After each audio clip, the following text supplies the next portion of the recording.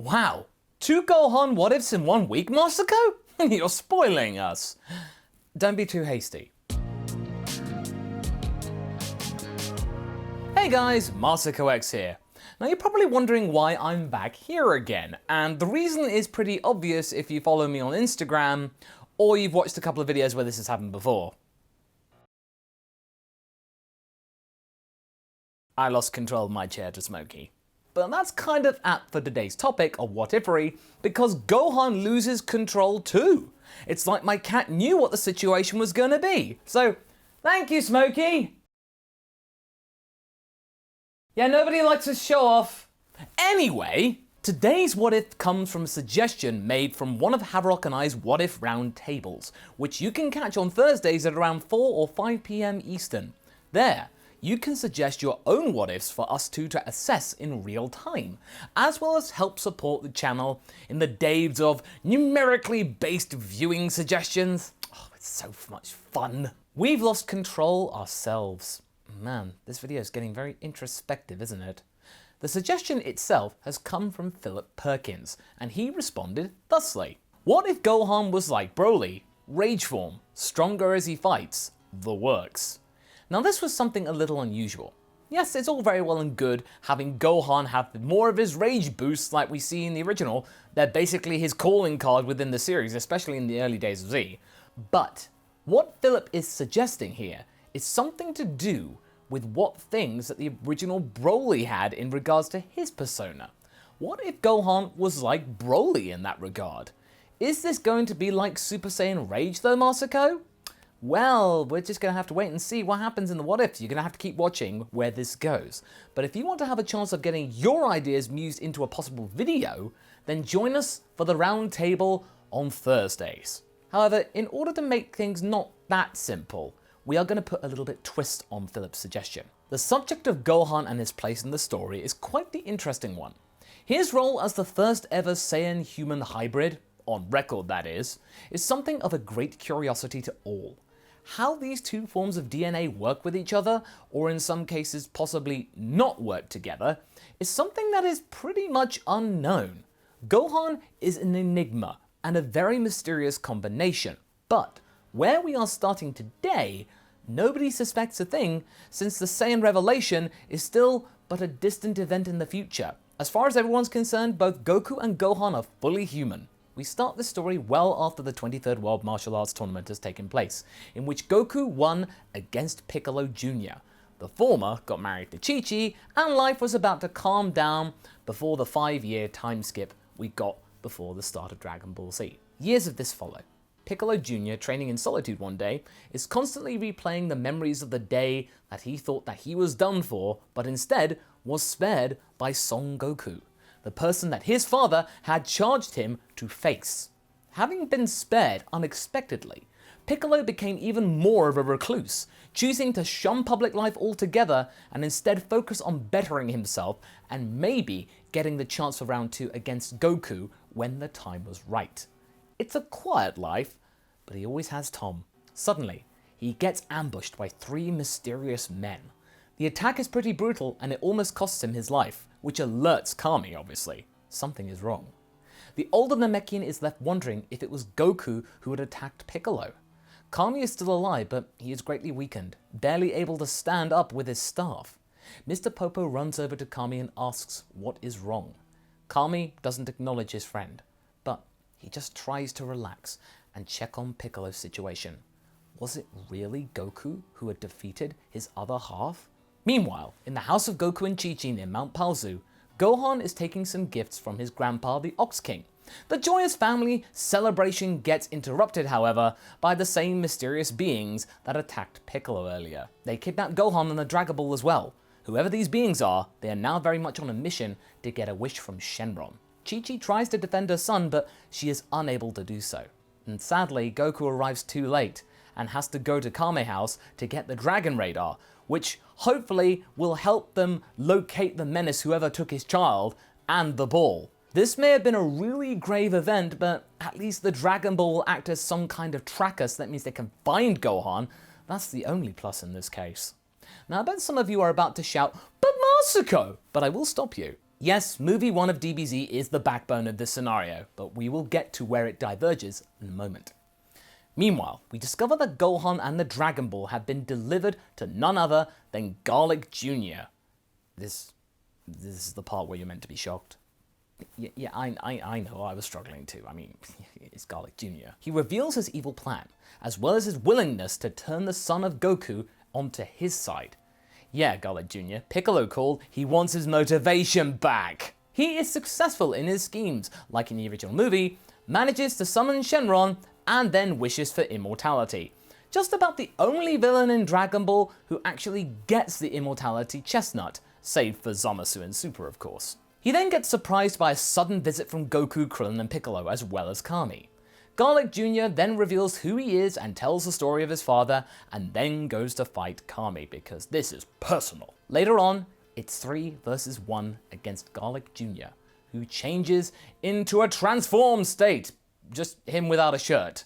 The two rivals seemingly defeat Garlic Jr. and are about to throw down amongst themselves while the villain opens the zone of the movie name. At this point, something happens. Something that means that we are about to split from the original movie 1 timeline, but in a way that is a little familiar.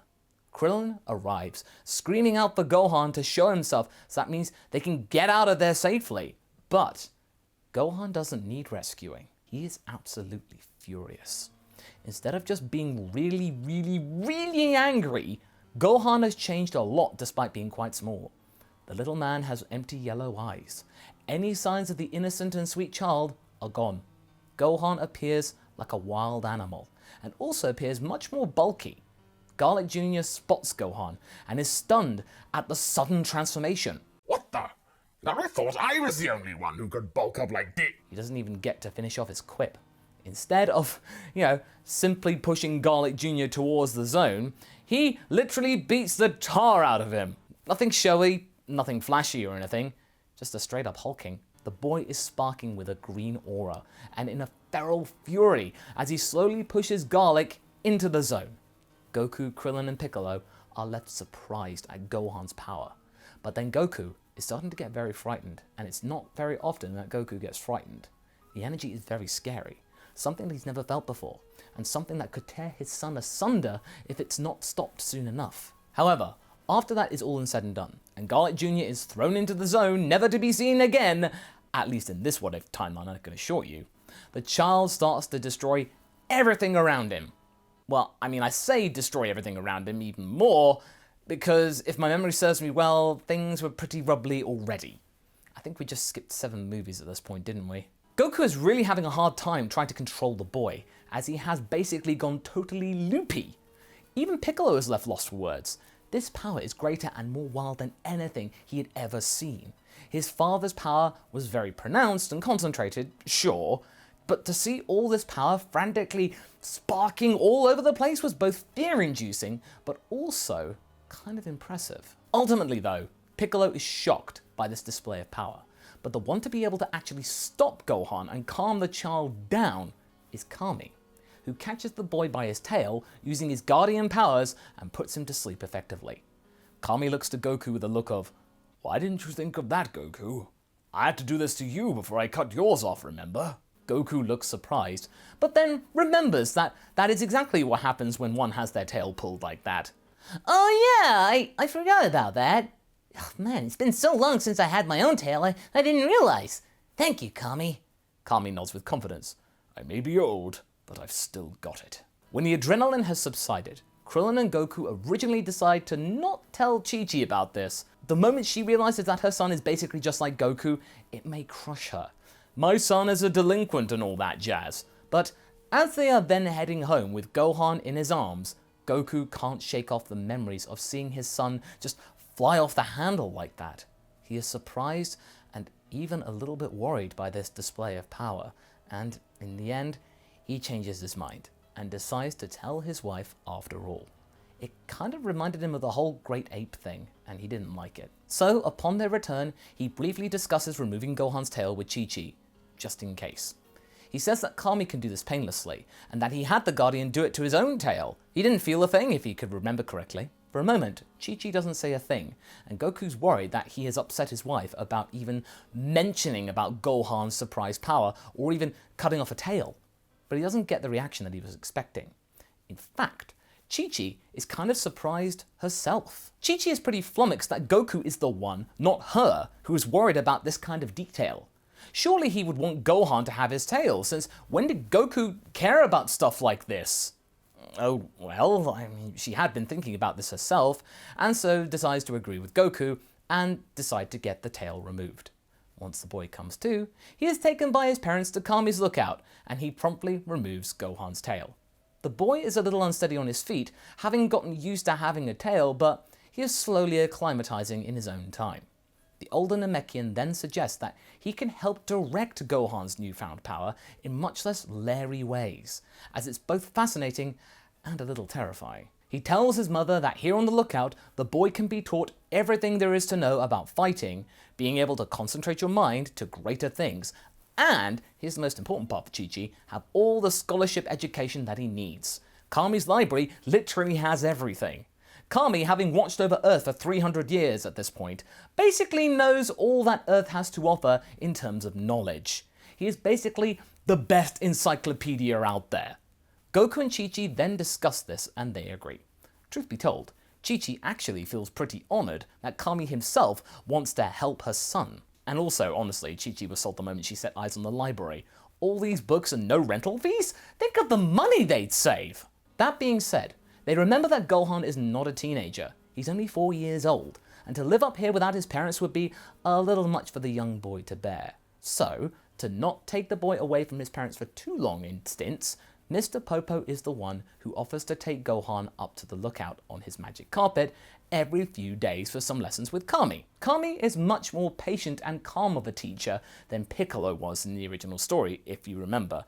And, hey, unsurprisingly, the rage boost does not activate during Gohan's lessons at his place. One day, though, Bulma, Krillin, and Roshi decide to visit Goku's place. Luckily, it is the day when he doesn't have lessons with his new mentor, Gohan. And everybody is pleased to see Gohan, albeit some of them are surprised because they've not seen him before, but he's looking pretty calm and pretty carefree. The happy atmosphere is plain to see, and the day is a very fun one. That is until Raditz shows up! As in the original, he reveals his goal and purpose to Goku. After his brother refuses to cooperate, he lunges for his nephew Gohan and threatens him to comply, or else he will take his son as bounty for Lord Frieza. And now some of you out there might be thinking upon seeing this that, oh no, a one-sided brawl is about to start. Gohan starts to cry and wriggle around, and Raditz tries to silence him, but the child stops his fist with his own open hand, despite the size difference being considerable. Remember, Raditz is a tall boy. The Saiyan is shocked, especially when the child frees himself and goes for him with punches and claws to the face with no trace of predictability. Raditz did not anticipate such strength from a mere child, and tries to defend himself, but Gohan forces him to retreat, going as far as scarring his eye. Gohan starts to chase him, and Goku goes after them, dreading about what might happen, now that Gohan is stronger than before. Piccolo then joins the chase as well, as he is well aware of the danger that the boy can cause, having liaised with Kami telepathically periodically. They are able to find Raditz cornered by the little boy, who is getting angrier and angrier by the second, and even starts to shoot ki blasts from his mouth. Raditz then decides to go all out. It doesn't matter if this brat is family or not, he will not be bested by an infant. Raditz launches a full double Sunday upon him, but his attack gets deflected, and he is vanquished by his own attack. Ooh, nasty. In his last breaths, he reveals the knowledge of 2 more Saiyans, while Goku tries to calm his son down, but Gohan is too furious and treats Goku as a potential enemy, and then blasts him through the chest with a mouth beam. Oh dear. Piccolo is then left alone with the revelation of there being 2 more Saiyans swirling around his mind, 2 who are much stronger than Raditz, and even the rampaging Gohan. Kami then has to intervene and manages to calm Gohan down, but decides not to tell the boy that he has actually vanquished his own father by mistake. Piccolo keeps that in mind for later. It might prove to be useful information. The 2 halves of the nameless Namekian decide to call it a truce. they have to join forces to prepare Goku's friends for the Saiyan arrival, as well as even standing a chance of keeping this out-of-control child in check. This is something they didn't want to do, but Piccolo is fully aware that not to do it may mean there might be no Earth left for the Saiyans to conquer or for them to defend. Kami reveals that they will bring Goku back once the Dragon Balls are ready to use again, and meanwhile he can train with King Kai. He also admits that he has a failure in helping Gohan to contain his power, and he reluctantly asks Piccolo to help him. The boy's fate is now in the hands of the nameless Namekian, and that's where we're going to be leaving things for right now. So what do you guys think? Can the nameless Namekian do any good here? Are you thinking about how Broly might face off against this new Broly in the future? Am I ever going to get back onto my actual chair? Leave a comment below and let's get this discussion going. And I shall see you in the next video. Catch you later!